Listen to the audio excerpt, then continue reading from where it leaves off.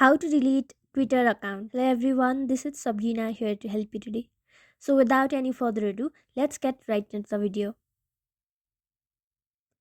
So first, launch your Twitter application or your X application. Then tap on the profile icon from your top left corner. After that, go to settings and support.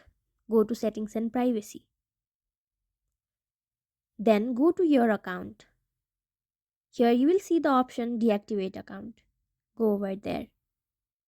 Now select deactivate, enter your password and tap on deactivate account. So if you do not use your Twitter account for up to 30 days or do not reactivate for up to 30 days, it will be permanently deleted. So that's how you do it.